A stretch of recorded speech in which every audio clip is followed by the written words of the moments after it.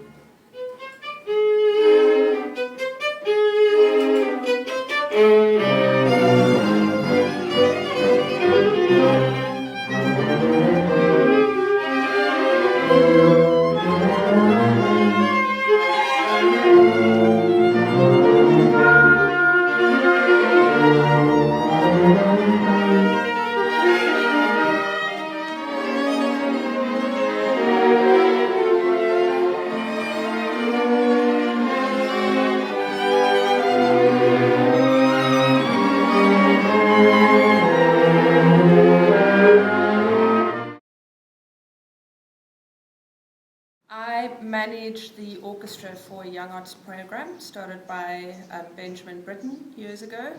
We're 40 years old this year actually, and I run the Britten-Pears Orchestra, which is the training orchestra that we have at the young arts program. And I also looked after the Aldeburgh World Orchestra this summer as well, which was basically a very big version of our Britten-Pears Orchestra with kids from all over the world, including 6 South Africans, which I was very proud of. And I hope we'll continue to involve a lot of the very talented South Africans that I just keep finding when I come back to Nationals. And it's so nice to see that cycle continuing. And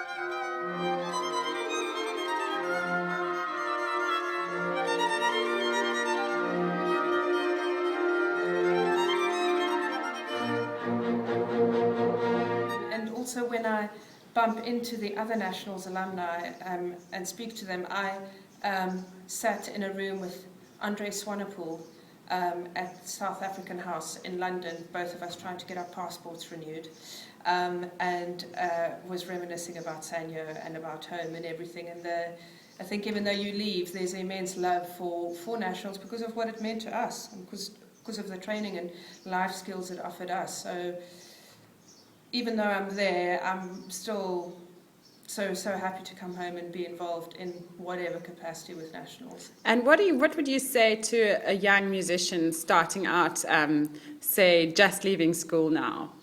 I would say listen loads and loads of listening. The only thing we don't benefit from here, which we have in the UK, is lots of orchestras to listen to. There's no excuse anymore because of the internet these days. Just listen, develop your ears. And also, all those amazing people playing in orchestras overseas are human beings like you and me. I think often think because we're isolated that somehow they're special, they have more opportunities and more infrastructure overseas, but we have talent here, and we South Africans generally, I think, are extremely passionate and hardworking people, and that you can't buy. Doesn't matter where you're born, you can't buy those ingredients that you need for success. So listen to loads of music, work really, really hard, and play as much orchestra and chamber music as you can, because that's where you're going to learn to be a musician. Thank you.